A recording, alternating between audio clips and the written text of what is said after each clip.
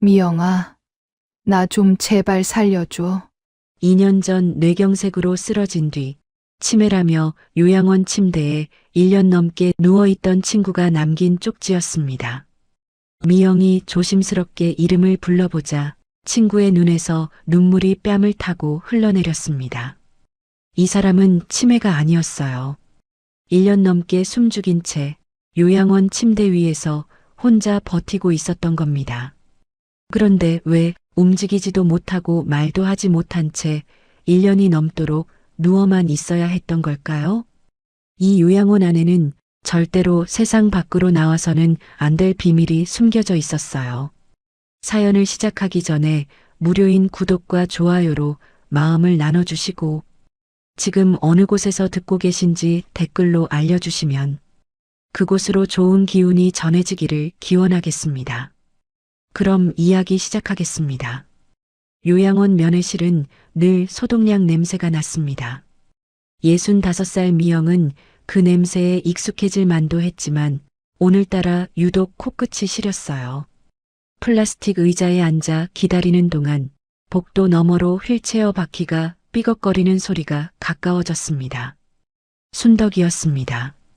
간호조무사가 휠체어를 밀고 들어왔고 순덕은 고개를 약간 숙인 채 무릎 위에 두 손을 가지런히 올려놓고 있었어요. 미영이 반갑게 손을 흔들었지만 순덕의 눈동자는 어딘가 먼 곳을 향한 채 초점이 흐릿했습니다. 순덕아, 나야. 미영이 휠체어 앞에 쪼그려 앉아 순덕의 얼굴을 들여다봤어요.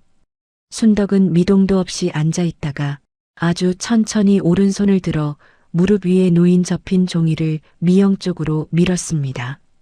손가락 끝이 가늘게 떨리고 있었죠. 미영은 별 생각 없이 그 종이를 받아들었습니다. 4번 접힌 작은 종이였어요. 손때가 묻어 가장자리가 누렇게 변해 있었고 접힌 자국이 깊어서 오래전부터 품고 있었다는 걸 알 수 있었습니다. 종이를 펴는 순간 미영의 손이 멈췄습니다. 삐뚤빼뚤한 글씨로 2 글자가 적혀 있었어요. 살려줘. 획이 흔들리고 있었습니다.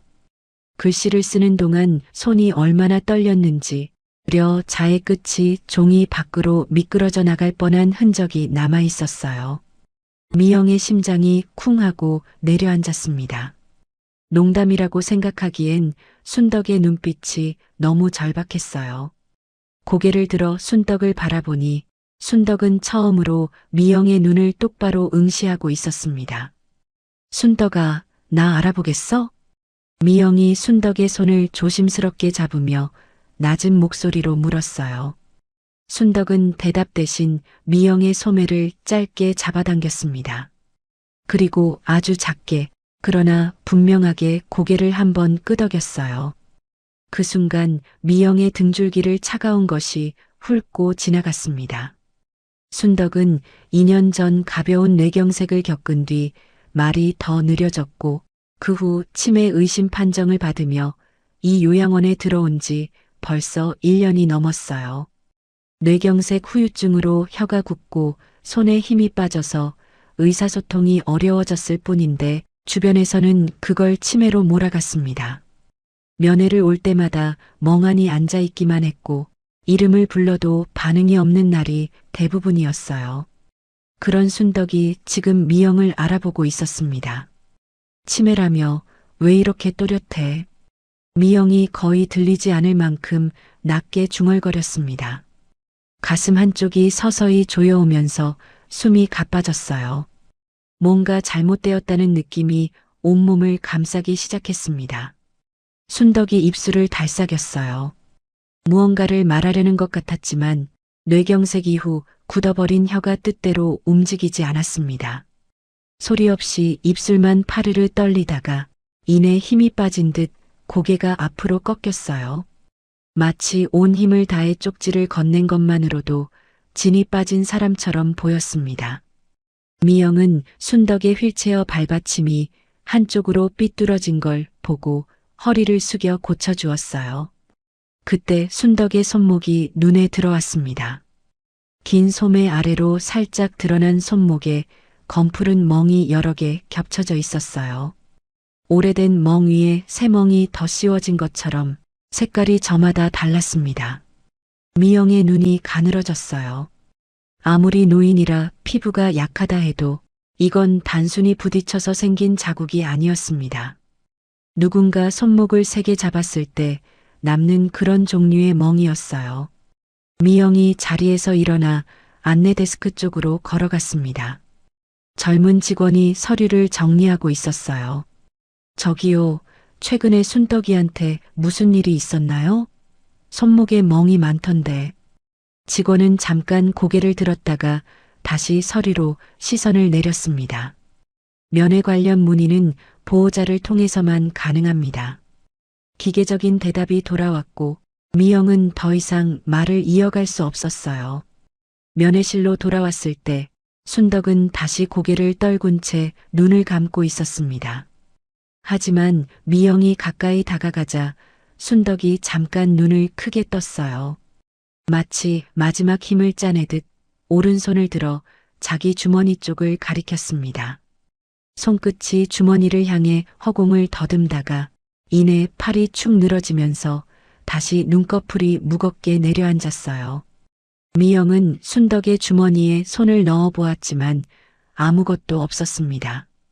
이미 쪽지가 전부였던 걸까요? 아니면 또 다른 무언가가 있었는데 누군가 먼저 치운 걸까요? 면회 시간이 끝났다는 안내 방송이 흘러나왔습니다. 미영은 접었던 쪽지를 다시 한번 들여다보았어요. 삐뚤빼뚤한 두 글자가 형광등 불빛 아래에서 선명하게 떨고 있었습니다. 살려줘. 미영은 그 종이를 조심스럽게 접어 가방 가장 깊은 곳에 넣었습니다. 지갑 뒤쪽 아무도 손대지 않는 칸에 밀어넣으며 가방 지퍼를 꼭 잠갔어요. 면회실 문을 나서며 뒤를 돌아보았습니다. 순덕은 여전히 휠체어에 앉아 고개를 숙이고 있었고 간호조무사가 다가와 휠체어를 돌렸어요. 순덕의 등이 복도 끝으로 멀어지는 걸 지켜보면서 미영은 문손잡이를 잡은 손에 힘을 주었습니다. 면회실 문을 조용히 닫고 복도로 나섰을 때였습니다. 등 뒤에서 시선이 느껴졌어요. 고개를 돌려 면회실 유리창 너머를 바라보았지만 복도에는 아무도 보이지 않았습니다. 하지만 분명 누군가가 서 있었어요. 유리에 비친 긴 그림자가 모퉁이 뒤로 스르륵 사라지는 게 보였습니다. 미영의 발걸음이 저도 모르게 빨라졌어요. 가방끈을 꽉 움켜쥔 채 출입구를 향해 걸으면서 가슴속에서 한 가지 생각만이 또렷하게 맴돌았습니다. 순덕이 보낸 신호는 헛소리가 아니었어요. 면회실을 나서자마자 누군가 미영의 팔을 잡아 끌었습니다. 돌아보니 간호사복을 입은 젊은 여자가 복도 구석을 가리키며 눈짓을 했어요. 은지였습니다. 미영이 공부방을 운영하던 시절 중학교 2학년 때부터 고등학교 졸업할 때까지 매일 찾아오던 아이였죠. 간호학과에 진학한 뒤로도 명절마다 떡을 들고 찾아오곤 했는데 이 요양원에서 일하고 있는 줄은 몰랐습니다. 은지가 주변을 한번 살피더니 미영을 비상구 옆 사각지대로 이끌었어요. 등 뒤로 복도의 CCTV 렌즈가 빨간 불을 깜빡이고 있었지만 이 모퉁이만큼은 카메라 각도에서 벗어나 있었습니다. 선생님, 순덕 환자님 약이 최근에 많이 늘었어요. 은지의 목소리가 낮게 깔렸습니다. 평소에 밝은 얼굴이 아니었어요. 눈 밑에 그늘이 져 있었고 입술을 꽉 다문 채 양쪽 볼에 힘이 잔뜩 들어가 있었습니다. 미영이 약이라니 무슨 약? 이라고 되묻기도 전에 은지가 주머니에서 손바닥만 한 메모지를 꺼내 미영의 손에 쥐어주었어요. 접힌 메모지 안에는 투약 시간표가 빼곡하게 적혀 있었습니다. 미영은 글씨를 읽다가 눈살을 찌푸렸어요. 의학 지식이 없는 사람이 봐도 양이 많다는 건 느낄 수 있었습니다. 하루에 4번이나 진정제와 수면 유도제를 먹이다니 그러면 사람이 깨어 있을 수가 없잖아요. 순덕이 면회 때마다 멍하니 눈을 감고 있었던 이유가 뇌경색 후유증이 아니라 약 때문이었을 수도 있다는 생각에 미영의 손끝이 차가워졌습니다. 이게 다 순덕이 거야? 미영의 목소리가 떨렸습니다. 은지가 고개를 끄덕이며 한마디를 덧붙였어요. 보호자 요청으로 진정제가 올라갔어요. 지난달부터요. 보호자라는 단어에 미영의 미간이 좁아졌습니다. 순덕의 법적 보호자는 아들 준호였어요. 순덕이 뇌경색 이후 치매 의심 판정을 받자마자 후견인이 된 사람이었죠. 미영은 준호를 몇 번 본 적이 있었지만 면회를 오는 걸 단 한 번도 목격한 적이 없었습니다. 얼굴도 비치지 않으면서 약만 올리는 보호자라니 그게 대체 무슨 보호자란 말입니까? 은지야, 순덕이는 원래 말이 느려도 정신은 멀쩡한 애야. 뇌경색 앞에도 말수가 적었을 뿐이지 머리는 누구보다 또렷했어. 미영이 메모지를 접으며 낮게 말했어요. 50년 넘게 옆에서 지켜본 사람이니까 누구보다 잘 알고 있었습니다. 뇌경색으로 혀가 굳고 손에 힘이 빠진 건 사실이지만 그건 몸이 느려진 거지 머리가 흐려진 게 아니었어요. 순덕은 눈빛만 봐도 무슨 생각을 하는지 읽히는 사람이었습니다. 그런 사람을 약으로 재우고 있다니 미영의 가슴 안쪽에서 뜨거운 것이 차오르기 시작했어요. 은지가 대답하려는 순간 복도 저편에서 발소리가 들려왔습니다. 은지가 재빨리 한 발 물러서며 나중에요라고 입모양만으로 말하고 돌아섰어요. 미영은 메모지를 가방에 넣고 면회실 쪽으로 되돌아갔습니다. 순덕 병실에 한 번 더 들러 상태를 확인하고 싶었어요. 복도를 따라 걷는데 맞은편 끝에서 한 남자가 서 있는 게 보였습니다. 준호였어요. 48살의 준호는 검은 패딩 점퍼에 두 손을 주머니에 찔러 넣은 채 복도 한가운데에 딱 버티고 서 있었습니다. 키가 크고 어깨가 넓어서 좁은 복도가 더 좁아 보였어요. 미영이 다가가자 준호의 시선이 먼저 은지가 사라진 방향을 훑쳤습니다. 은지의 명찰이 달린 가슴 쪽을 힐끔 본 것까지 미영은 놓치지 않았어요. 누구 소개로 오셨어요? 준호가 물었습니다. 면회를 온 사람에게 할 법한 인사는 아니었어요. 목소리에 경계심이 가득했고 입꼬리가 살짝 올라간 게 웃는 건지 비웃는 건지 분간이 안 됐습니다. 친구 보러 왔어요. 미영이 짧게 대답하고 옆을 지나가려 했습니다. 괜히 감정을 드러내면 안 된다는 생각이 본능적으로 들었어요. 지금 이 사람 앞에서 약 이야기를 꺼내면 은지한테 불똥이 튈 수도 있었습니다. 준호가 미영을 지나쳐 보내면서도 뒤통수에 시선을 꽂고 있다는 걸 미영은 목덜미의 서늘한 기운으로 알 수 있었어요.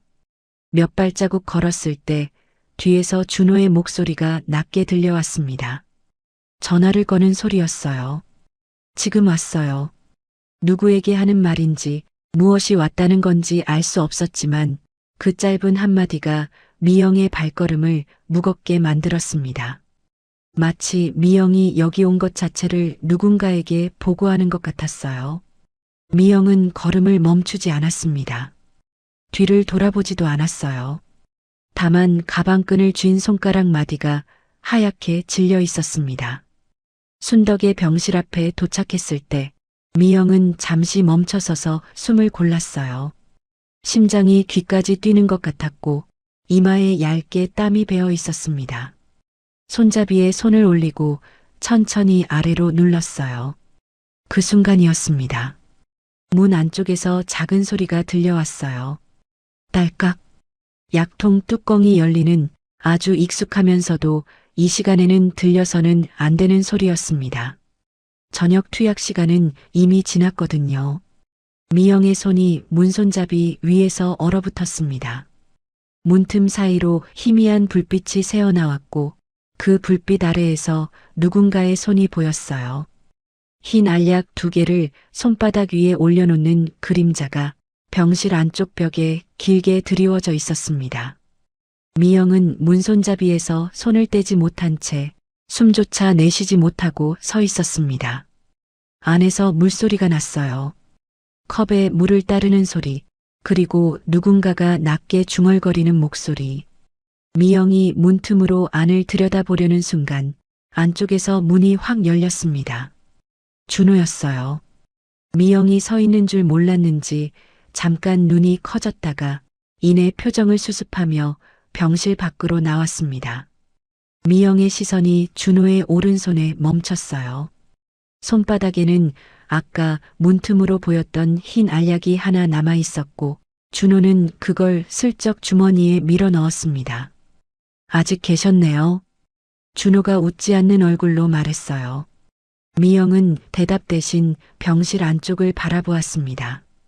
순덕이 침대에 반쯤 기대앉아 있었는데 턱 아래로 물이 흘러내리고 있었어요. 물을 제대로 삼키지 못한 거였습니다. 침대 옆 테이블 위에 놓인 물컵이 반쯤 비어 있었고 그 옆에 약통 뚜껑이 열린 채 놓여 있었어요. 미영이 병실 안으로 들어가려 하자 준호가 팔을 뻗어 문틈을 막았습니다. 면회 시간 끝났잖아요. 방금 이 사람한테 뭘 먹인 거예요? 미영의 목소리가 날카로워졌어요. 참으려 했지만 순덕의 턱 밑으로 흐르는 물자국을 보는 순간 가슴속에서 뜨거운 것이 치밀어 올랐습니다. 준호는 대답 대신 미영의 손에 들린 가방을 내려다보았어요. 그리고 천천히 손을 내밀었습니다. 아까 어머니가 뭘 준 것 같던데 좀 보여주시겠어요? 미영이 본능적으로 가방을 뒤로 감쌌지만 준호의 손이 더 빨랐습니다. 가방 지퍼를 잡아당기더니 안쪽을 뒤져서 접힌 종이를 꺼냈어요.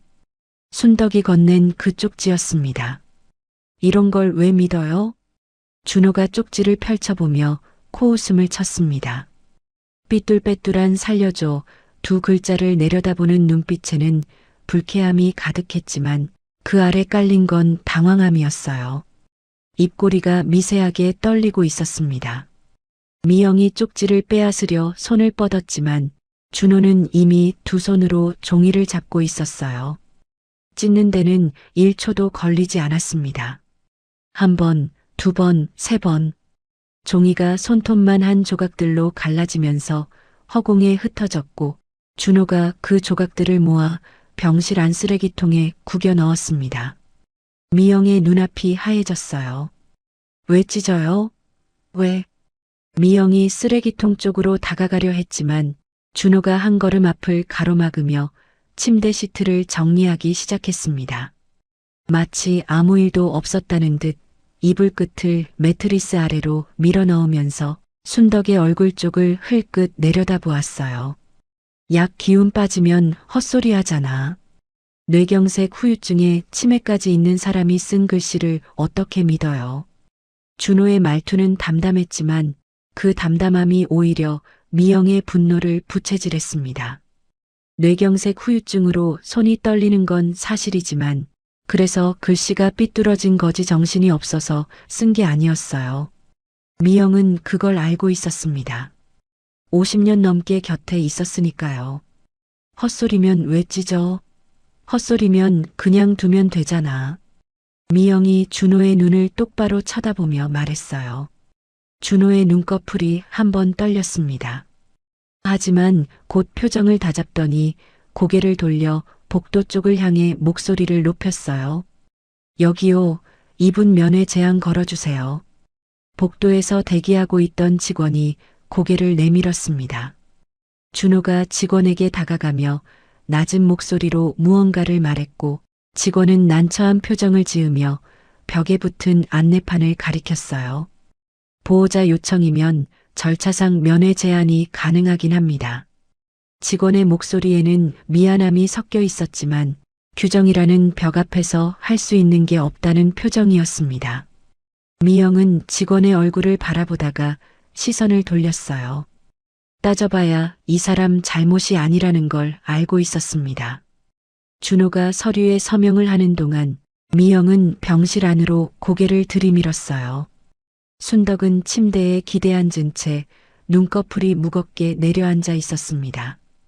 아까 준호가 먹인 약이 벌써 효과를 내는 건지 고개가 옆으로 기울어지면서 손끝이 이불 위에서 힘없이 늘어져 있었어요. 미영이 침대 곁으로 다가가 순덕의 손등을 조심스럽게 쓰다듬었습니다. 손등 위에 핏줄이 울퉁불퉁 솟아 있었고 피부 아래로 뼈의 윤곽이 드러날 만큼 살이 빠져 있었어요. 지난달 면회 때보다 손이 훨씬 가늘어진 것 같았습니다. 나 내일 또 올게. 알겠지? 미영이 순덕의 귀에 대고 속삭였어요. 순덕은 눈을 뜨지 못했지만 미영의 손가락을 아주 약하게 쥐었습니다. 겨우 느낄 수 있을 정도의 힘이었지만 그 작은 움직임이 미영의 가슴에 뜨겁게 박혔어요. 순덕은 듣고 있었습니다. 약에 눌려 눈을 뜰 수 없을 뿐 안에서는 또렷하게 깨어 있었던 거예요.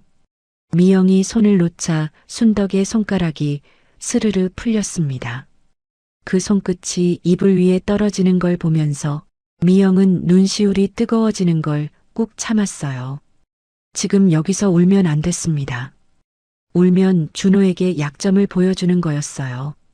병실을 나서니 준호가 복도 끝에 서서 팔짱을 끼고 있었습니다.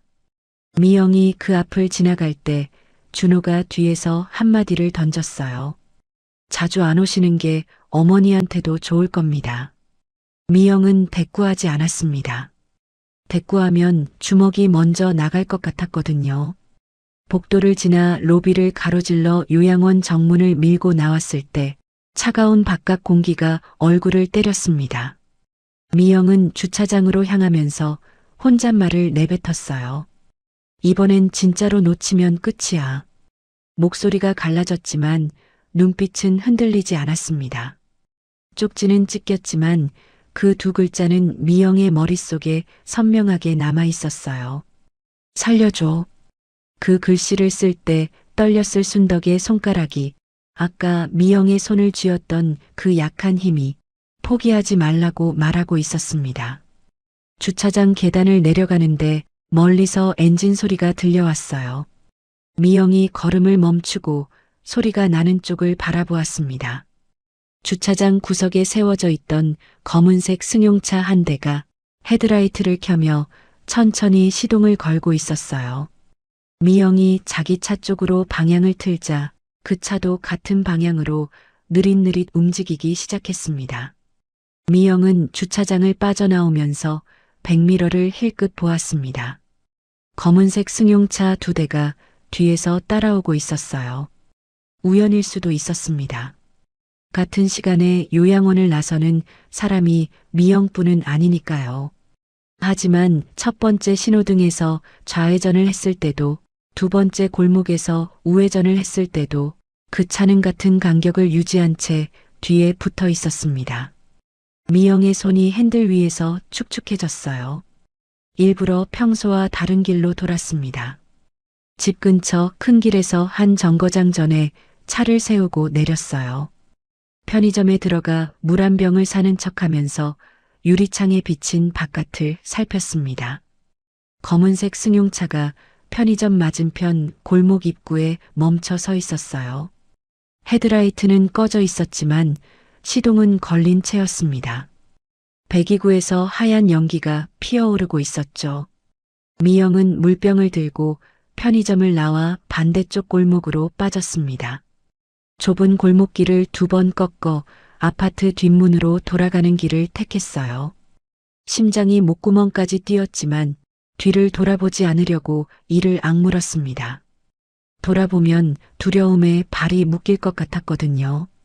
집에 도착하자마자 현관문을 닫고 잠금 장치를 두 번 확인했습니다. 체인까지 걸고 나서야 겨우 숨을 내쉴 수 있었어요.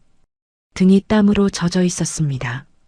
거실 소파에 앉아 한참을 멍하니 있었어요. 시계를 보니 밤 9시가 넘어 있었습니다. 오늘 하루가 1년처럼 길게 느껴졌어요. 순덕의 쪽지, 은지의 메모, 준호의 눈빛, 뒤따라오던 차. 머릿속에서 그 장면들이 엉키고 겹치면서 정리가 되지 않았습니다. 그때 휴대폰이 울렸어요. 화면에 은지의 이름이 떴습니다. 문자 메시지였어요.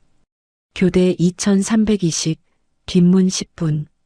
미영은 메시지를 2번 읽었습니다. 밤 11시 20분에 교대가 이루어지고 그 틈을 타서 뒷문으로 들어올 수 있다는 뜻이었어요. 은지가 길을 열어주겠다는 거였습니다. 답장을 치려는데 메시지가 하나 더 왔어요. 오늘부터 약 한 알 더. 미영의 손가락이 화면 위에서 멈췄습니다. 약이 또 늘었다는 뜻이었어요. 아침, 점심, 저녁, 취침 전까지 하루 4번도 모자라서 이제 한 알을 더 추가한 겁니다. 뇌경색 후유증으로 몸이 약한 순덕에게 이 정도 양의 진정제를 먹이면 하루 종일 눈도 못 뜨는 게 당연했어요. 아니, 어쩌면 그게 목적이었을지도 모릅니다. 순덕이 깨어나지 못하게 하는 것, 아무에게도 신호를 보내지 못하게 하는 것. 미영이 즉시 은지에게 전화를 걸었습니다. 신호음이 2번 울리고 은지가 받았지만 목소리가 바람소리에 묻혀 잘 들리지 않았어요. 밖에 나와서 전화를 받은 것 같았습니다. 은지야, 약을 또 올렸다니 그게 무슨... 선생님, 통화 위험해요. 은지가 말을 끊었습니다. 목소리가 떨리고 있었어요. 문자로만 하세요. 저 지금 못 말해요. 뚝. 전화가 끊겼습니다. 미영은 꺼진 화면을 한참 들여다보았어요. 은지도 무서운 거였습니다. 30이 갓 넘은 나이에 일자리를 걸고 이런 정보를 흘리는 게 얼마나 큰 용기가 필요한 일인지 미영은 알고 있었어요. 시계를 다시 보았습니다. 밤 9시 반. 교대 시간까지 2시간 남짓 남아 있었어요. 미영은 소파에서 일어나 옷장을 열었습니다. 검은 모자와 검은 마스크를 꺼내 탁자 위에 올려놓았어요. 외투도 어두운 색으로 골랐습니다. 거울 앞에 서서 모자를 눌러 쓰고 마스크를 올리니 65살의 미영이 아니라 누군지 알 수 없는 사람이 되었어요. 밤 10시에 집을 나섰습니다. 차를 가져가면 번호판이 찍힐 수 있으니 야간 버스를 탔어요. 버스 안은 텅 비어 있었고 창밖으로 가로등 불빛이 줄줄이 스쳐 지나갔습니다. 미영은 자기가 지금 무엇을 하고 있는 건지 생각했어요. 65살에 밤중에 몰래 요양원에 잠입하려 하고 있다니 누가 보면 미친 사람이라고 할지도 모릅니다. 하지만 순덕의 손가락이 미영의 손을 쥐던 그 약한 힘이 지금 이 버스에 올라타게 만든 거였어요.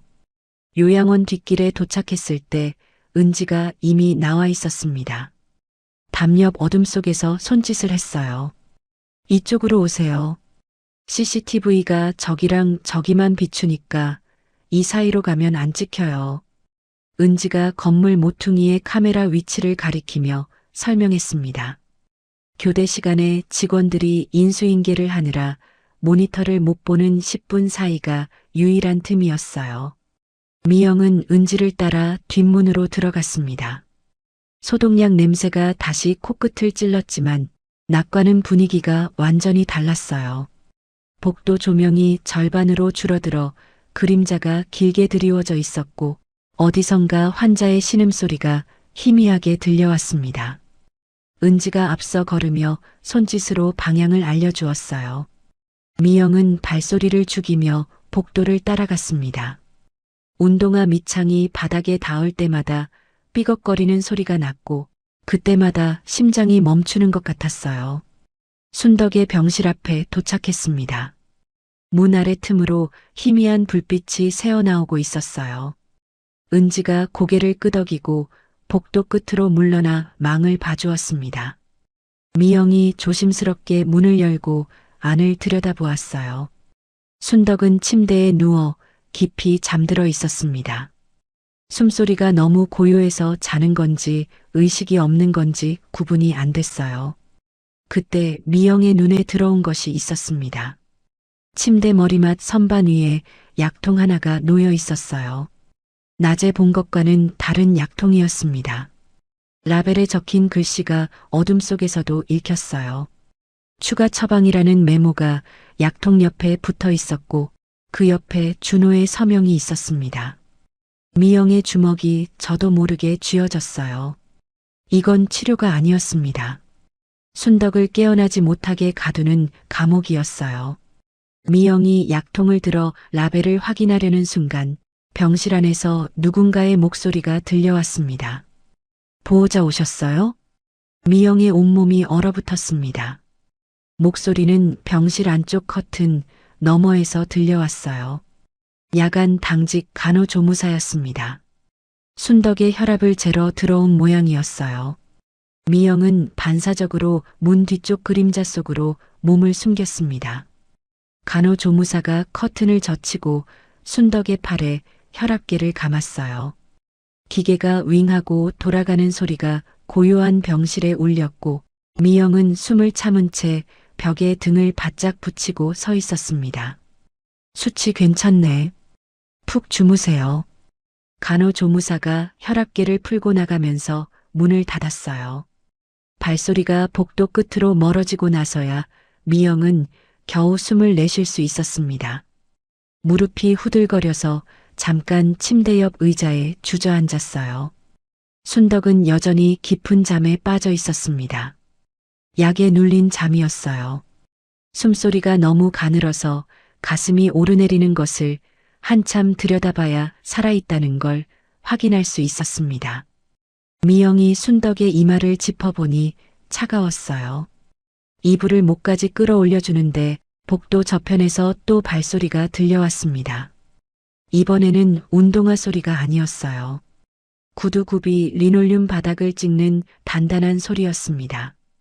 미영은 재빨리 창가 쪽 커튼 뒤로 몸을 숨겼어요. 커튼과 벽 사이의 좁은 틈에 웅크리고 서서 천 사이로 겨우 한쪽 눈만 내밀어 병실 안을 바라보았습니다.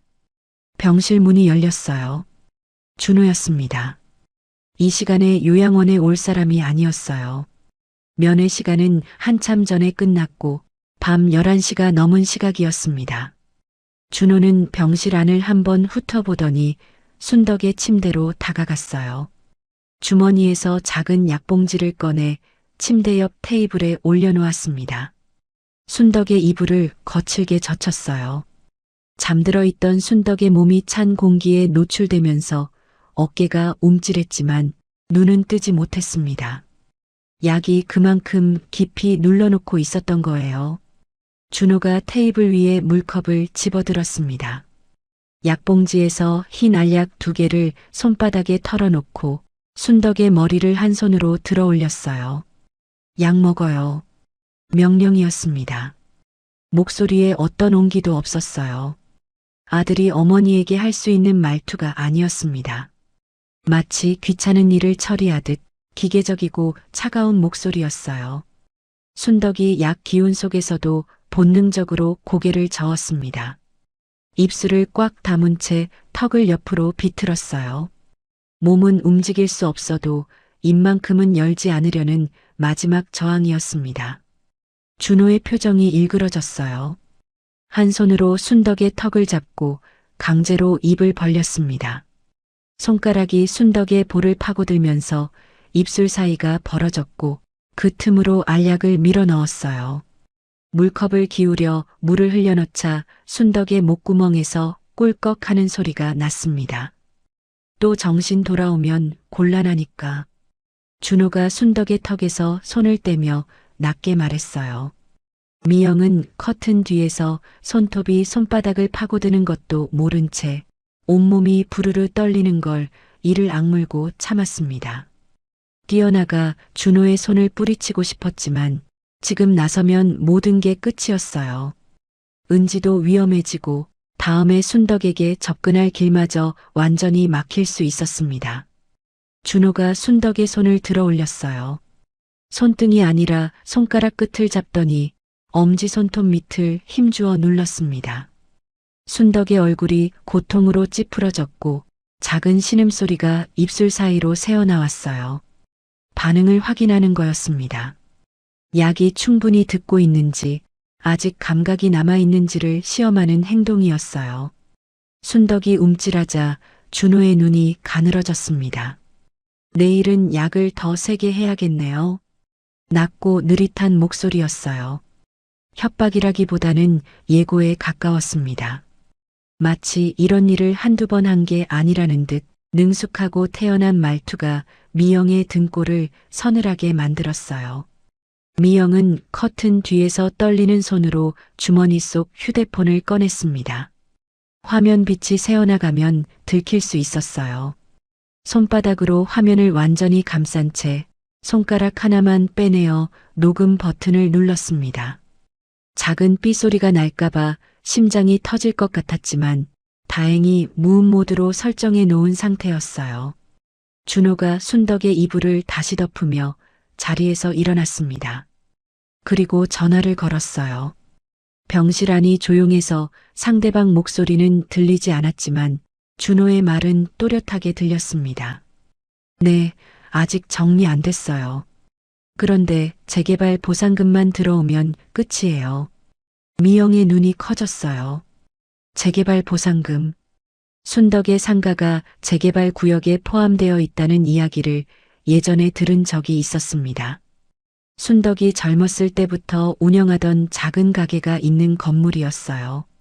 그 보상금이 얼마인지는 몰랐지만 준호가 저렇게까지 하는 걸 보면 적은 돈이 아닌 게 분명했습니다. 네, 어머니 이름으로 되어 있으니까 제가 처리하면 돼요.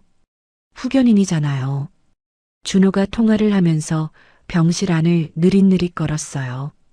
미영은 커튼 뒤에서 숨을 완전히 멈추고 서 있었습니다. 손바닥 안에 휴대폰이 준호의 목소리를 하나도 빠짐없이 담고 있었어요. 빨리 끝내야죠. 오래 끌면 누가 냄새 맡아요. 준호가 전화를 끊고 휴대폰을 주머니에 넣었습니다.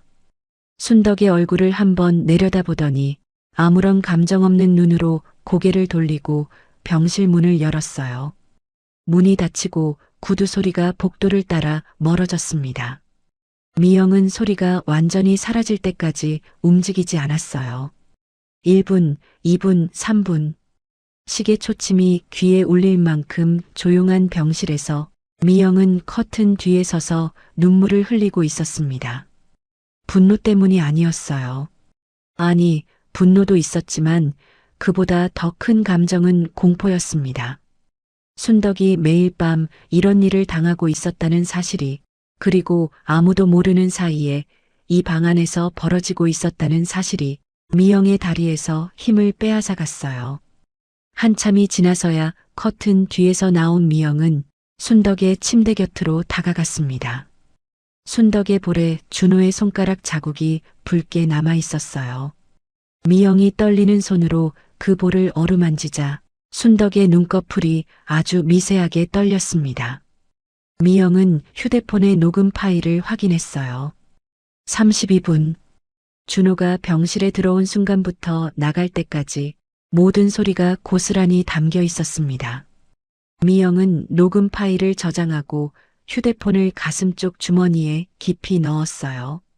이것만큼은 절대로 빼앗기면 안 됐습니다. 병실 문을 열고 나서니 은지가 복도 끝에서 불안한 얼굴로 기다리고 있었어요. 미영이 고개를 끄덕이자 은지가 다시 뒷문 쪽으로 앞서 걸었습니다. 뒷문을 나서는 순간 미영이 뒤를 돌아보았어요. 병실 창문에 순덕의 그림자가 비치고 있었습니다. 여전히 움직이지 못하는 그림자였지만 미영에게는 그 그림자가 손을 뻗고 있는 것처럼 보였어요. 기다려, 순덕아. 미영은 입술만 달싹이며 그렇게 말하고 어둠 속으로 걸어나갔습니다. 준호가 병실을 나간 뒤에도 미영은 한참을 움직이지 못했습니다.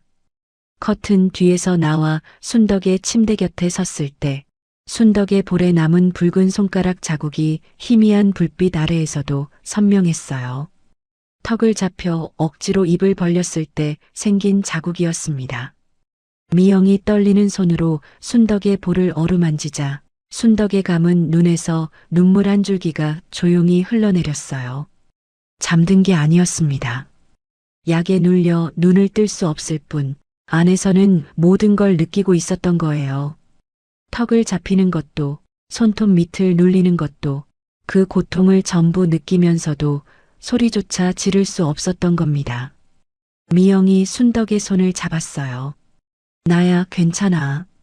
속삭이는 목소리가 갈라졌습니다. 괜찮다고 말하면서도 미영 자신이 괜찮지 않았어요. 가슴 안쪽에서 뜨거운 것이 치밀어 올라 목구멍을 막고 있었고 눈앞이 흐려지면서 순덕의 얼굴이 물에 번진 것처럼 일렁였습니다. 순덕이 무언가를 말하려 했어요.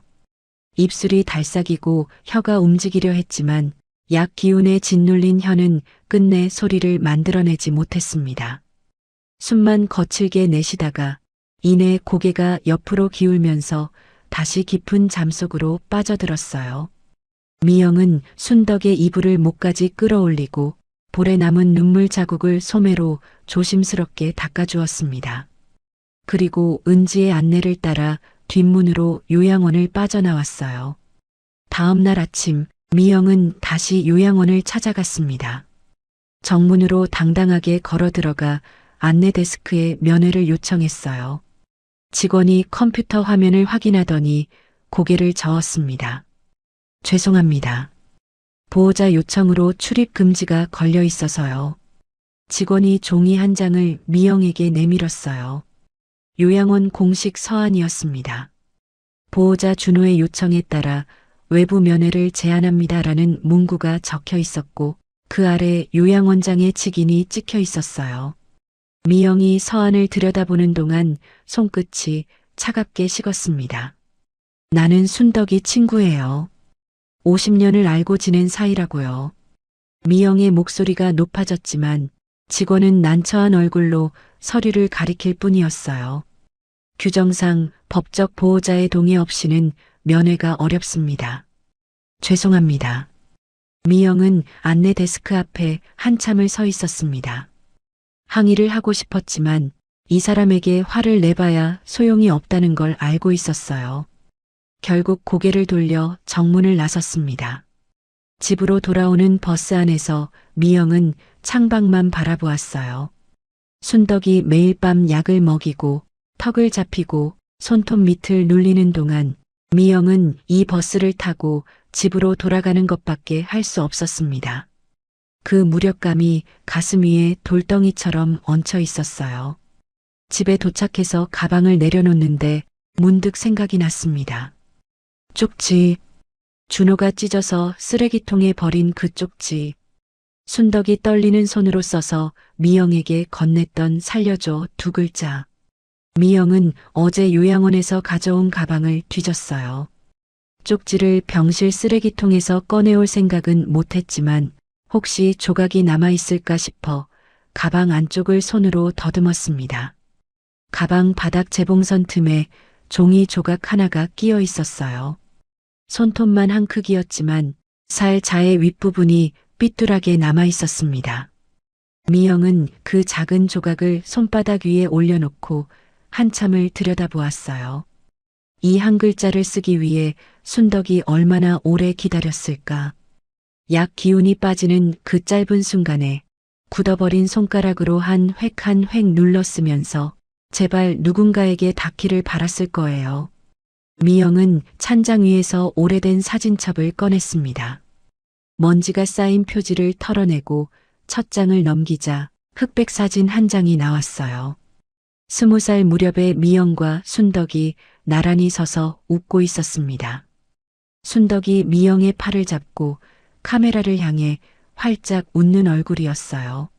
머리카락이 바람에 날리고 있었고 뒤쪽으로 시장 골목의 간판들이 흐릿하게 보였습니다. 그때의 순덕은 웃음소리가 시장 끝까지 들릴 만큼 목소리가 컸어요. 미영아, 이리 와봐 하고 부르면 새 골목 건너까지 울렸죠. 그 목소리가 지금은 약에 눌려 입술만 달싹이는 게 전부가 되었습니다. 미영은 사진을 들고 소파에 앉았어요. 내가 옆에 있었으면 저런 약을 못 먹였을 텐데. 혼잣말이 입 밖으로 나왔습니다. 순덕이 뇌경색으로 쓰러졌을 때 미영은 병원에 매일 가겠다고 했지만 준호가 막았어요. 가족이 알아서 할게요라는 말에 한 발 물러섰던 거였습니다. 그때 물러서지 않았더라면, 순덕이 요양원에 들어가는 걸 지켜만 보지 않았더라면 이 지경까지 오지 않았을 거라는 자책이 밀려왔어요. 미영은 사진첩을 덮고 휴대폰을 꺼냈습니다. 녹음 파일 목록이 화면에 떴어요. 어젯밤 커튼 뒤에서 녹음한 32분짜리 파일이었습니다. 재생 버튼을 눌렀어요. 이어폰 없이 스피커로 들으니 준호의 목소리가 조용한 거실에 퍼졌습니다. 약 먹어요. 또 정신 돌아오면 곤란하니까. 내일은 약을 더 세게 해야겠네요. 미영의 손이 떨려서 재생을 멈추었습니다. 휴대폰을 탁자 위에 내려놓고 두 손으로 머리를 감쌌어요. 어깨가 가늘게 떨리면서 손가락 사이로 눈물이 흘러내렸습니다. 한참을 그렇게 앉아 있다가 미영은 얼굴을 닦고 일어섰어요. 시계를 보니 새벽 2시가 넘어 있었습니다. 잠이 올 리가 없었어요. 공부방으로 갔습니다. 어둠 속에서 형광등을 켜자 낡은 책상과 칠판이 눈에 들어왔어요. 칠판에는 지난번에 적어둔 수학 공식이 아직 남아 있었습니다. 미영은 지우개를 들어 칠판을 천천히 닦았어요. 분필가루가 허공에 흩어지면서 형광등 불빛에 반짝였습니다. 깨끗해진 칠판 앞에 앉아 미영은 창밖을 바라보았어요. 골목은 고요했고 가로등 불빛 아래로 고양이 한 마리가 느릿느릿 지나가고 있었습니다. 미영은 탁자 위에 팔을 올리고 이마를 기댄 채 눈을 감았어요. 순덕이 손가락으로 미영의 손을 쥐던 그 순간이 떠올랐습니다. 약에 눌려 눈도 못 뜨면서 마지막 남은 힘으로 한 번 쥐었다 놓은 그 손가락. 그 손가락이 말하고 있었어요. 포기하지 마. 미영은 눈을 떴습니다. 공부방 벽에 걸린 시계가 새벽 3시를 가리키고 있었어요. 휴대폰 화면을 켜니 은지에게서 메시지가 와 있었습니다. 투약 기록 사진 찍어놨어요. 보호자 메모가 있어요. 미영은 메시지를 읽고 또 읽었어요. 투약 기록에 보호자 메모가 남아있다는 뜻이었습니다. 준호가 요청한 증량의 흔적이 공식 기록으로 남아있다는 뜻이기도 했어요. 미영은 등을 세우고 의자에 똑바로 앉았습니다. 아직 길이 있었어요. 쪽지는 찢겼지만 녹음이 있었고 면에는 막혔지만 은지가 안에 있었고 미영은 아직 포기하지 않았습니다. 미영은 부엌 식탁에 앉아 은지가 보내준 사진을 들여다보았습니다. 휴대폰 화면 안에 투약 차트가 찍혀 있었어요. 환자명 란에 순덕의 이름이 적혀 있었고 그 옆에 빨간 글씨로 보호자 요청으로 진정제 증량이라는 문구가 선명했습니다. 의사 서명란에는 알아볼 수 없는 글씨가 흘려져 있었고 그 아래 비고란에 준호의 이름과 날짜가 박혀 있었어요. 미영은 화면을 확대해서 한 글자 한 글자 다시 읽었습니다. 보호자 요청. 이 단어가 순덕을 잠재우는 열쇠였던 거예요. 준호가 요청하고 요양원이 따르고 순덕은 그 사이에서 눈도 못 뜬 채 하루하루를 보내고 있었습니다. 미영은 은지에게 전화를 걸었어요. 새벽 시간이었지만 은지는 한 번만에 받았습니다. 아직 당직 중인 모양이었어요. 은지야, 이거 너 괜찮아? 이런 거 보내다 걸리면. 미영의 목소리에 걱정이 가득했습니다. 은지는 잠깐 침묵하다가 낮은 목소리로 대답했어요. 선생님이 더 위험해요. 저는 직장을 잃는 거지만 선생님은 순덕 환자님한테 가는 길이 완전히 막히잖아요. 은지의 말투는 담담했지만 그 담담함 아래에 각오가 단단하게 깔려 있다는 걸 미영은 느낄 수 있었어요. 이 아이가 언제 이렇게 컸을까? 공부방에서 수학 문제를 풀다 울먹이던 14살짜리가 지금 자기 자리를 걸고 싸우겠다고 말하고 있었습니다. 미영은 고맙다라는 말 대신 조심해라고만 하고 전화를 끊었어요. 고맙다고 하면 은지가 더 무리할 것 같았거든요. 캡처 화면을 프린트하기 위해 공부방으로 갔습니다. 새벽 공기가 차가웠지만 미영은 외투도 걸치지 않은 채 골목을 걸었어요. 공부방 문을 열고 구석에 놓인 낡은 프린터를 켰습니다.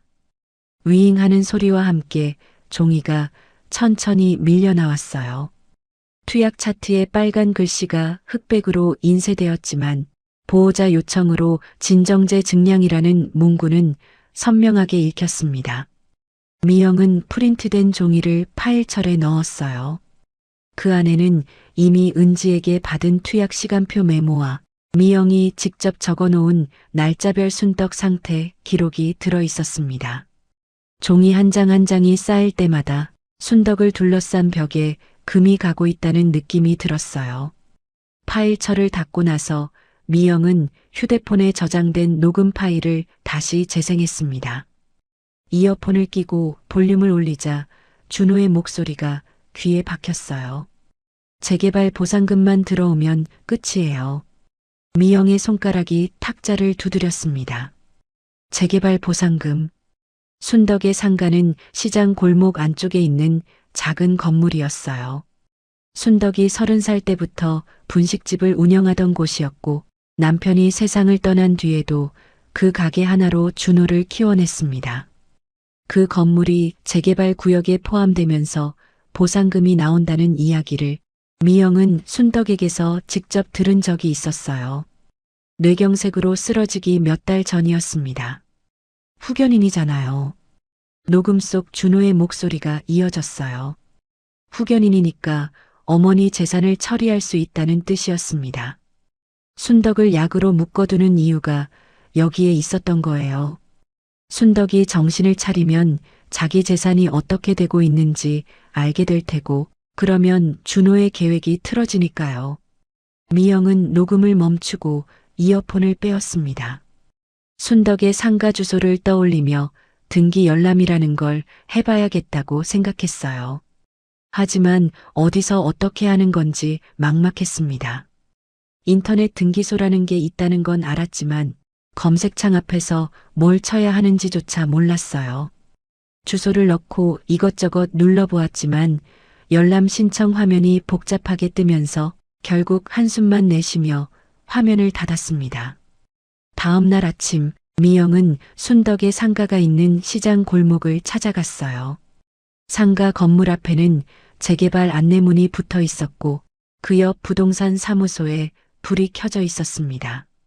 미영이 부동산 문을 열고 들어서자 안경을 쓴 중년 남자가 고개를 들었어요.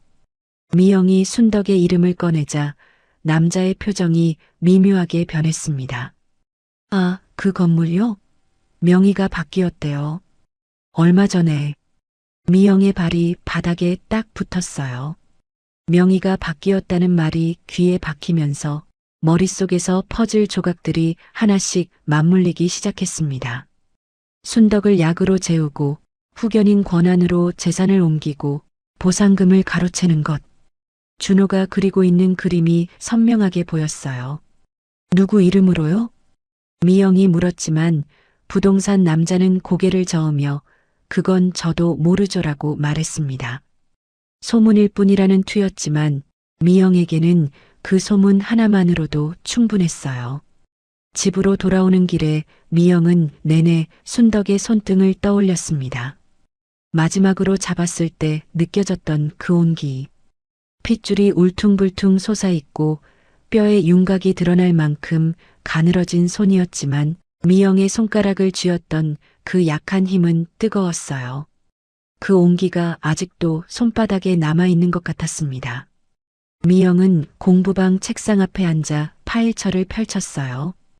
투약 차트 캡처본, 시간표 메모, 날짜별 기록, 녹음 파일 목록. 하나씩 순서대로 정리하면서 미영이 낮게 말했습니다. 이번엔 진짜로 놓지 않는다. 목소리가 떨리지 않았어요. 새벽에 사진첩 앞에서 울던 미영이 아니었습니다. 눈빛이 달라져 있었어요. 미영은 휴대폰을 들어 은지에게 답장을 보냈습니다. 은지야, 내가 할 수 있는 방법을 찾아볼게. 조금만 더 버텨줘. 보내기 버튼을 누르고 나서 미영은 휴대폰 연락처를 천천히 스크롤했어요. 오래된 이름들이 줄줄이 지나갔습니다. 공부방 아이들, 졸업하고 사회에 나간 뒤로 연락이 뜸해진 아이들도 있었고, 아직 명절 인사를 보내오는 아이들도 있었어요. 미영의 손가락이 두 개의 이름 위에서 멈췄습니다. 지훈이, 수진이. 지훈이는 공부방에서 3년을 보내고 법대에 간 아이였어요. 지금은 작은 법률 사무소를 운영하고 있다는 이야기를 명절 카드에서 읽은 적이 있었습니다. 수진이는 신문방송학과를 나와 지역신문 기자가 된 아이였어요. 작년 추석에 선생님 건강하세요라는 문자를 보내왔었죠. 미영은 두 이름을 번갈아 바라보았습니다. 변호사와 기자, 공부방에서 연필을 쥐어주던 아이들이 지금 미영에게 필요한 사람들이 되어 있었어요. 미영은 파일철을 가방에 넣고 지퍼를 잠갔습니다. 그리고 창밖을 바라보았어요. 새벽이 지나고 하늘이 조금씩 밝아지고 있었습니다. 먼 곳에서 첫 번째 버스가 지나가는 소리가 희미하게 들려왔어요. 미영은 가방을 들고 공부방 문을 나서며 저 멀리 큰 길 너머로 보이는 건물 하나를 바라보았습니다. 건물 외벽에 붙은 간판 글씨가 아침 햇살에 반짝였어요. 법원. 미영은 봉투 속 캡처본을 꼭 쥔 채 그 건물을 향해 첫걸음을 내디뎠습니다. 법원 건물 앞에서 미영은 한참을 서 있었습니다. 유리문 너머로 사람들이 바쁘게 오가고 있었지만 미영에게는 그 문을 밀고 들어가는 것조차 막막하게 느껴졌어요.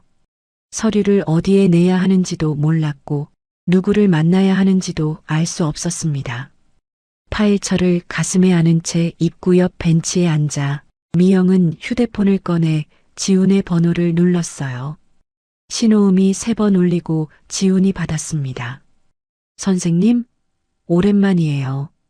무슨 일이세요? 지훈의 목소리는 밝았지만 미영이 첫 마디를 꺼내자마자 톤이 낮아졌어요. 지훈아, 내 친구가 억울하게 요양원에 묶여 있어.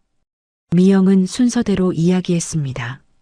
순덕의 쪽지, 손목의 멍, 투약 차트, 준호의 야간 방문, 녹음 파일. 말하는 동안 목소리가 여러 번 갈라졌지만 한 가지도 빠뜨리지 않으려고 애썼어요. 지훈은 중간에 한 번도 끊지 않고 들었습니다. 미영이 이야기를 마치자 짧은 침묵이 흘렀고 지훈이 천천히 입을 열었어요. 선생님, 자료하고 녹음 파일 제가 직접 봐야 해요. 지금 오실 수 있으세요? 미영은 바로 일어섰습니다. 지훈의 사무소는 법원에서 2정거장 거리에 있는 작은 건물 3층이었어요. 간판도 소박했고 사무실도 넓지 않았지만 책상 위에 쌓인 서류 더미와 벽면을 가득 채운 법전이 빼곡했습니다. 미영이 파일철을 내밀자 지훈이 안경을 고쳤으며 한 장씩 넘겼어요. 투약 차트 캡처본을 보는 눈이 점점 날카로워졌고 녹음 파일을 이어폰으로 들을 때는 미간에 깊은 주름이 잡혔습니다. 재개발 보상금만 들어오면 끝이에요. 녹음 속 준호의 목소리가 흘러나오자 지훈이 재생을 멈추고 이어폰을 빼었어요. 잠시 생각에 잠기더니 펜을 들어 메모지에 무언가를 적기 시작했습니다. 선생님, 이건 임시 후견 신청이 가능해요. 지훈의 목소리가 단단해졌어요. 공부방에서 수학 문제를 풀 때면 턱을 괴고 멍하니 있던 아이가 지금은 법전을 펼치며 조항을 짚어가고 있었습니다. 지금 선생님은 출입 금지 상태잖아요. 그러면 먼저 긴급 가처분으로 접근권부터 확보해야 해요. 지훈이 메모지를 미영 쪽으로 돌려 보여주었어요. 깔끔한 글씨로 절차가 정리되어 있었습니다. 첫째, 긴급 가처분 신청으로 면회 접근권 확보. 둘째, 투약 기록과 녹음을 근거로 후견인 남용 소명. 셋째, 임시 후견인 변경 신청. 녹음이 있으니까 소명 자료는 충분해요. 다만 재산 쪽도 같이 터뜨려야 판사가 빨리 움직여요. 지훈이 펜으로 메모지의 마지막 줄을 두드렸습니다. 재산 쪽이라는 말에 미영은 수진을 떠올렸어요. 재산 흐름은 내가 아는 아이 중에 기자가 하나 있어. 미영이 말하자 지훈이 고개를 끄덕였습니다. 좋아요. 등기 이전 내역이랑 보상금 지급 일정을 확인할 수 있으면 훨씬 강력해져요. 미영은 사무소를 나와 곧바로 수진에게 전화를 걸었습니다. 수진은 전화벨이 2번 울리기도 전에 받았어요. 선생님, 안녕하세요. 무슨 일이세요? 수진아, 부탁이 하나 있어. 재개발 상가 보상금 흐름 취재해 줄 수 있니? 수진은 잠깐 뜸을 들이더니 낮은 목소리로 물었어요. 어디 건물이에요? 미영이 순덕의 상가 주소와 준호의 이름을 알려주자 수진이 펜으로 뭔가를 적는 소리가 수화기 너머로 들렸습니다. 등기 열람이랑 조합 문서부터 볼게요. 보상금 지급 일정도 파볼 수 있어요. 수진의 말투에는 기자 특유의 차분한 집중력이 묻어 있었어요. 공부방에서 독후감을 쓸 때마다 원고지 끝까지 빼곡하게 채우던 아이답게 한 번 물면 놓지 않는 성격이 목소리에서 느껴졌습니다. 미영이 전화를 끊고 나서 은지에게 문자를 보냈어요. 은지가 얼마 지나지 않아 답장을 보내왔습니다. 순떡 언니 약 기운 빠질 때만 손이 움직여요. 그때 눈도 잠깐 떠요. 미영은 그 문자를 읽으며 입술을 깨물었어요. 약 기운이 빠지는 짧은 순간에만 순덕은 사람으로 돌아올 수 있었습니다. 그 틈에 쪽지를 쓰고 그 틈에 미영의 손을 잡고 그 틈에 살려달라는 신호를 보냈던 거예요. 나머지 시간에는 눈도 뜨지 못한 채 침대에 묶여 있었던 겁니다. 이틀 뒤 지훈에게서 연락이 왔어요. 긴급 가처분 서류가 준비되었으니 법원에 함께 가자는 내용이었습니다. 미영은 법원 민원실에서 지훈이 준비한 서류에 서명했어요. 야간 면회 허가를 포함한 접근권 가처분 신청서였습니다. 펜을 쥔 손이 떨렸지만 서명란 위에 이름을 또박또박 적었어요. 서류를 접수 창구에 넘기는 순간 미영은 이제 돌아갈 수 없다는 걸 알았습니다. 선생님, 다음 단계는 결정적 증거예요. 지훈이 법원을 나서며 말했어요. 녹음이랑 차트만으로도 강하지만 판사가 확신하려면 하나 더 있어야 해요. 직접적인 학대 정황이나 재산 횡령 증빙, 둘 중 하나요. 미영이 고개를 끄덕이려는 순간 휴대폰이 울렸어요. 수진이었습니다. 선생님 찾았어요. 수진의 목소리가 빨라져 있었어요. 키보드를 두드리는 소리가 배경에 깔려 있었습니다. 준호 이름으로 수상한 계좌가 엮여 있어요. 상가 등기 이전 날짜하고 계좌 개설 날짜가 거의 같아요. 미영은 숨을 들이마셨습니다. 퍼즐 조각이 맞물리는 소리가 들리는 것 같았어요. 순덕을 약으로 재우고 후견인 권한으로 상가 명의를 옮기고 보상금을 빼돌릴 계좌까지 준비해 둔 거였습니다. 처음부터 계획된 일이었어요. 수진아, 그거 기사로 쓸 수 있어? 증빙만 더 모으면요. 등기 이전 서류랑 계좌 흐름을 연결하면 기사 나가요. 수진이 단호하게 대답했습니다. 미영은 전화를 끊고 하늘을 올려다보았어요. 법원 건물 위로 구름이 느리게 흘러가고 있었습니다. 바람이 차가웠지만 가슴속에는 뜨거운 것이 단단하게 뭉쳐 있었어요.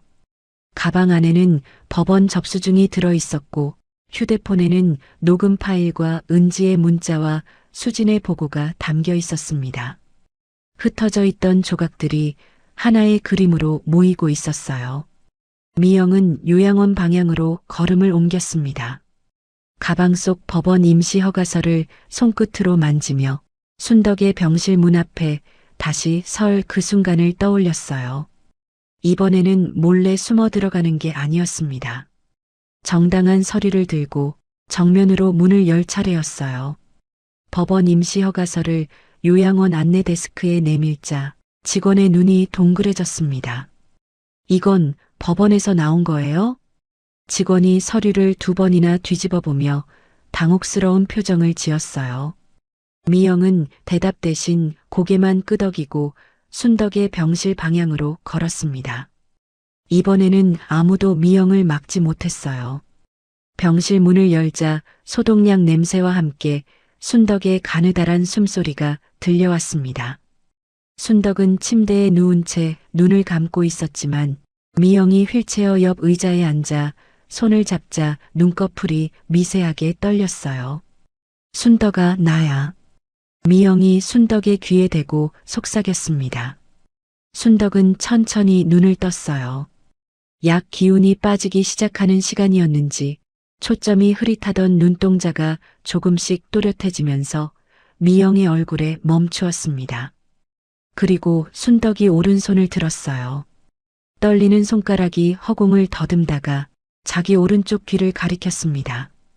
미영은 고개를 갸웃했어요.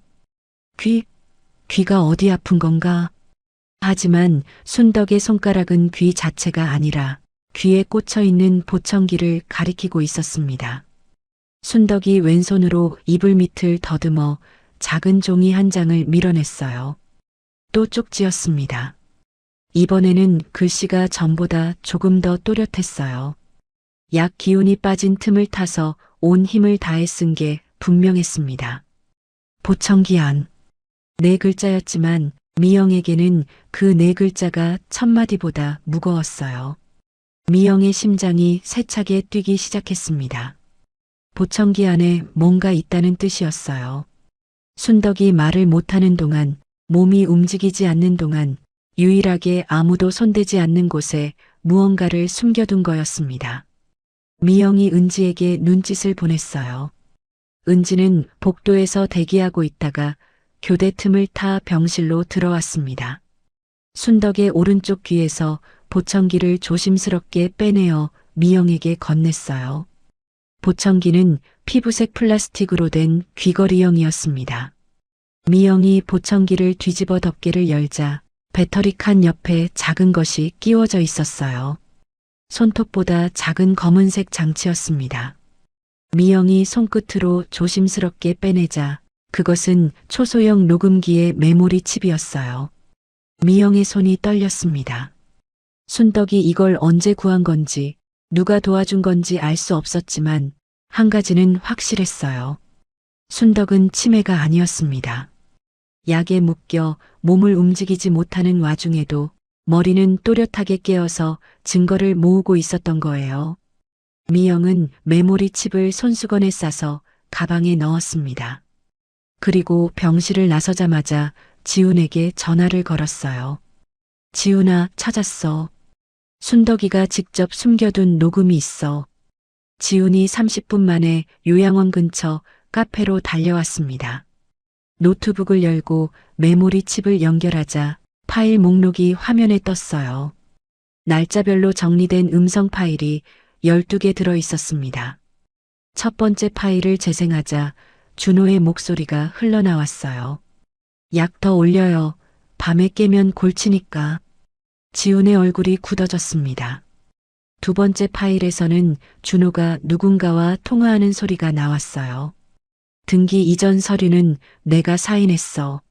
어차피 후견인이니까 문제없어. 세 번째 파일. 보상금 나오면 바로 내 계좌로 넘겨. 어머니는 어차피 모르잖아. 지훈이 재생을 멈추고 이어폰을 빼며 미영을 바라보았어요. 눈빛이 단단하게 가라앉아 있었습니다. 선생님, 이거면 됩니다.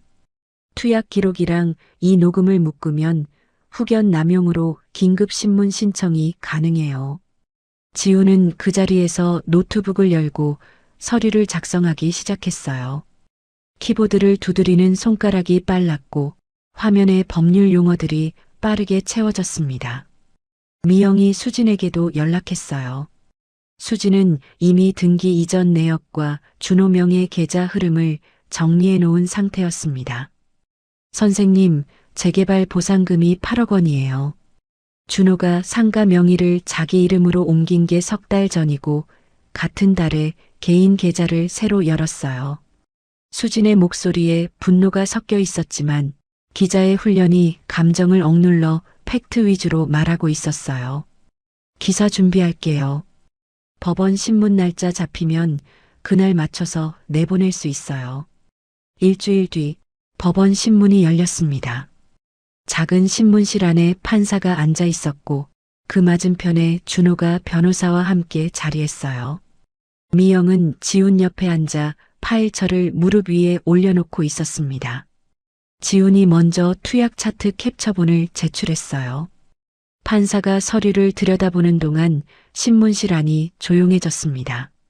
그리고 녹음 파일이 재생되었어요. 스피커에서 준호의 목소리가 울려 퍼졌습니다. 약 더 올려요. 밤에 깨면 골치니까. 보상금 나오면 바로 내 계좌로 넘겨. 어머니는 어차피 모르잖아. 신문실의 공기가 얼어붙었어요. 판사의 눈이 서류에서 준호에게로 옮겨갔습니다. 준호의 얼굴이 빠르게 변했어요. 처음에는 여유로운 표정을 유지하려 했지만 자기 목소리가 스피커에서 울려 퍼질 때마다 입술이 떨리기 시작했습니다. 그건 치료 목적이었습니다. 어머니가 밤에 불안 증세를 보여서. 준호가 변호사 쪽을 흘끔 보며 말했지만 목소리에 힘이 없었어요. 판사가 녹음을 다시 한번 재생시켰습니다. 등기 이전 서류는 내가 사인했어. 어차피 후견인이니까 문제없어. 준호의 입이 닫혔어요. 자기 목소리가 자기 변명을 부수고 있었습니다. 변호사가 옆에서 무언가를 속삭였지만 준호는 고개를 숙인 채 아무 말도 하지 못했어요. 판사가 안경을 고쳤으며 입을 열었습니다. 제출된 투약 기록과 음성 증거를 종합했을 때 현 후견인의 임무 수행에 중대한 문제가 있다고 판단됩니다. 임시 후견 박탈을 결정합니다. 미영의 눈에서 뜨거운 것이 흘러내렸어요. 소리 없이 주먹을 쥐었다 펴기를 반복하면서 겨우겨우 자리를 지키고 앉아 있었습니다. 판사의 결정이 내려지자 요양원에 즉시 통보가 갔어요. 순덕의 투약 조정이 실시되었고 준호의 요양원 출입이 제한되었습니다. 같은 날 오후 수진의 기사가 온라인에 올라갔어요. 후견인이 어머니를 약으로 재우고 8억 원 상가를 빼돌렸다는 제목이었습니다. 기사에는 등기 이전 날짜와 계좌 개설 날짜가 나란히 정리되어 있었고 요양원 투약 기록의 일부가 공개되었어요. 법원 건물 밖으로 나온 준호를 기자들의 카메라가 기다리고 있었습니다. 수진이 선두에 서서 마이크를 들이밀었어요. 준호가 고개를 숙이고 빠른 걸음으로 계단을 내려가다가 마지막 계단에서 발이 걸려 비틀거렸습니다. 그 순간 뒤따라온 경찰이 준호의 팔을 잡았어요. 철컥. 수갑이 채워지는 소리가 법원 앞 계단에 울렸습니다. 카메라 플래시가 터지는 사이로 준호의 얼굴이 하얗게 질려 있었어요. 미영은 법원 건물 모퉁이에 서서 그 장면을 바라보았습니다. 통쾌하다는 감정보다 먼저 찾아온 건 순덕에게 빨리 가고 싶다는 마음이었어요. 지금쯤 약이 줄어들기 시작했을 테니 순덕의 눈이 조금 더 또렷해져 있을지도 몰랐습니다. 미영은 요양원 방향으로 발걸음을 돌렸어요. 가방 안 파일철이 아까보다 가볍게 느껴졌습니다. 준호가 연행된 다음 날 미영은 아침 일찍 요양원으로 향했습니다. 버스 창밖으로 햇살이 쏟아지고 있었어요. 같은 길을 수없이 오갔지만 오늘따라 가로수 사이로 비치는 빛이 유난히 따뜻하게 느껴졌습니다. 검은 모자도 마스크도 필요 없었어요. 몰래 숨어 들어갈 필요도 CCTV 사각지대를 찾을 필요도 없었습니다. 요양원 정문을 당당하게 밀고 들어갔어요. 안내 데스크 직원이 미영을 보더니 자리에서 일어나 가볍게 고개를 숙였습니다. 며칠 전까지만 해도 보호자 요청으로 면회 제한이라며 고개를 저었던 사람이었지만 지금은 아무 말 없이 면회 기록부를 내밀었어요. 미영이 이름을 적고 복도를 걸었습니다. 소독약 냄새는 여전했지만 발걸음은 가벼웠어요. 순덕의 병실 문 앞에서 미영은 잠시 멈췄습니다. 문틈 아래로 햇빛이 새어나오고 있었어요. 커튼이 열려 있다는 뜻이었습니다. 전에는 늘 커튼이 닫혀 있었거든요.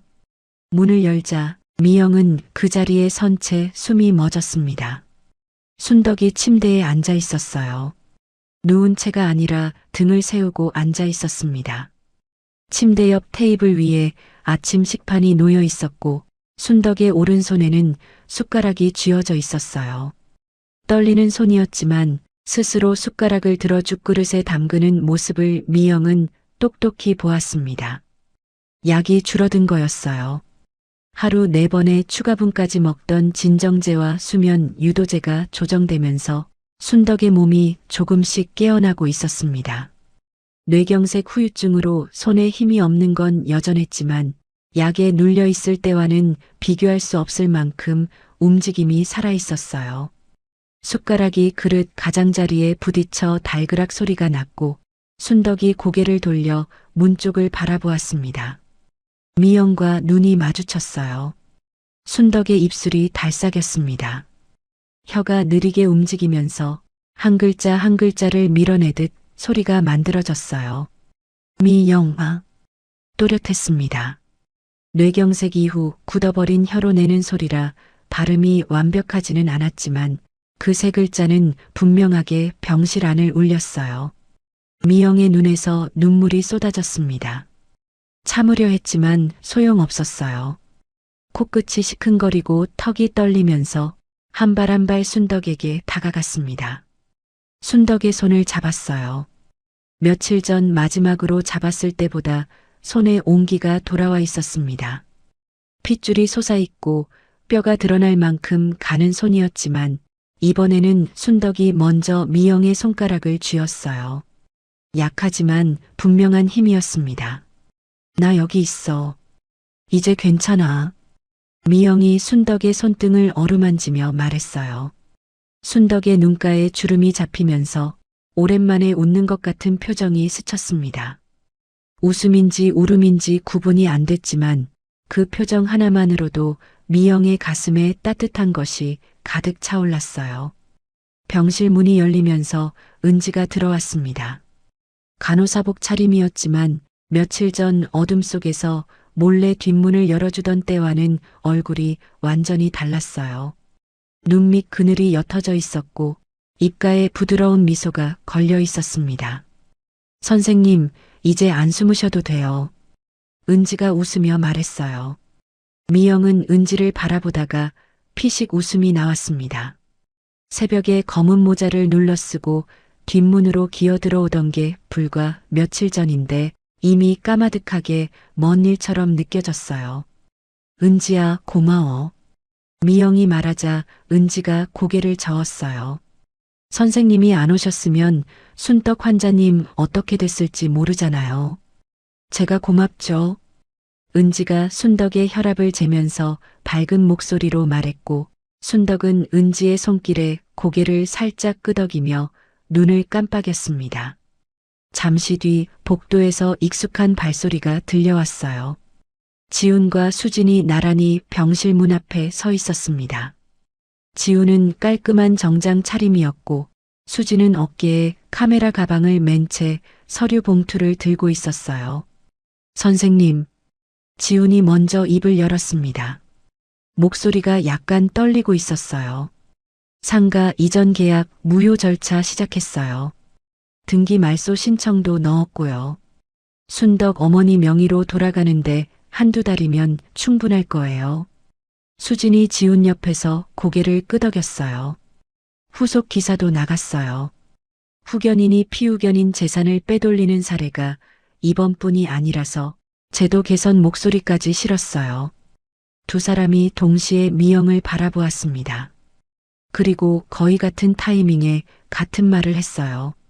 선생님이 우리를 살렸잖아요. 미영은 두 사람의 얼굴을 번갈아 보았습니다. 공부방에서 3년, 5년을 보내며 연필을 쥐어주고 문제집을 펼쳐주던 아이들이었어요.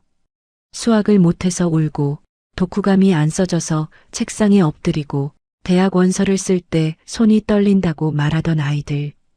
그 아이들이 변호사가 되고 기자가 되어서 지금 이 자리에서 미영의 친구를 살려냈습니다. 미영은 아무 말도 하지 못한 채 고개만 끄덕였어요. 말을 하면 울음이 터질 것 같았거든요. 지훈과 수진이 자리를 뜬 뒤 미영은 순덕의 침대 옆 의자에 다시 앉았습니다. 가방에서 공부방 열쇠를 꺼내 손바닥 위에 올려놓았어요. 오래되어 색이 바랜 열쇠였지만 아직 녹슬지는 않았습니다. 순덕아, 우리 또 같이 밥 먹자. 내가 나오면 공부방에서 된장찌개 끓여줄게. 미영이 순덕의 손을 잡은 채 말했어요. 순덕은 미영의 얼굴을 한참 바라보다가 입술을 달싹이며 천천히 대답했습니다. 소리가 느렸고 발음이 뭉개졌지만 한 글자 한 글자에 힘이 실려 있었어요. 나 이제 잠 안 잘래. 미영은 웃으면서 울었습니다. 순덕도 눈가가 젖어 있었지만 입꼬리가 올라가 있었어요.